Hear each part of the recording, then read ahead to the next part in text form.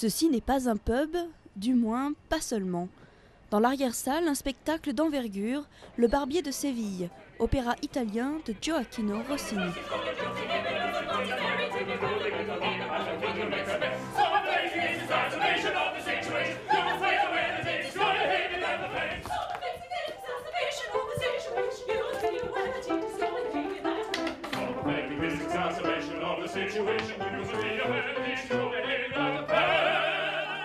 Une centaine de spectateurs peuvent tenir dans ce petit théâtre, près, très près des chanteurs.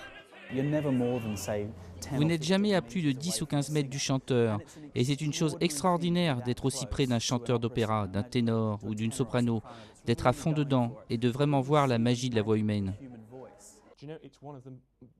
C'est l'une des choses les plus excitantes qu'on peut faire en tant que chanteur, parce que vous pouvez tellement jouer avec les modulations, les contrastes dans la voix. Vous pouvez descendre très bas jusqu'à chuchoter, et tout le monde vous entend quand même.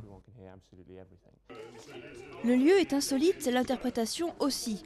La célèbre œuvre de Rossini dure 2 heures au lieu de 3, a été traduite en anglais et pimentée d'une bonne dose d'humour.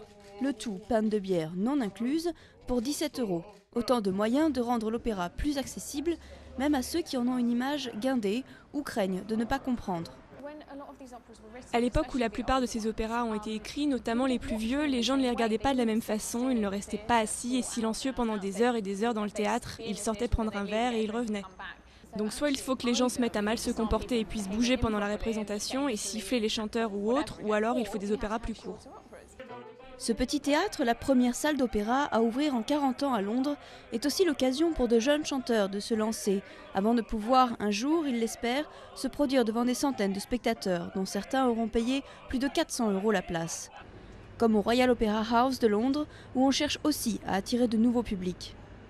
On essaie de créer des opéras contemporains dans notre studio Linbury, un plus petit théâtre qui est plus intime, plus confidentiel et qui attire un public plus divers et plus attiré par le moderne. Beaucoup de spectateurs de Covent Garden ont depuis longtemps abandonné queue de pie et robe de soirée, et la grille des tarifs commence à 5 €. Reste à convaincre les nouveaux amateurs de venir profiter des opéras avec l'orchestre symphonique et en version originale.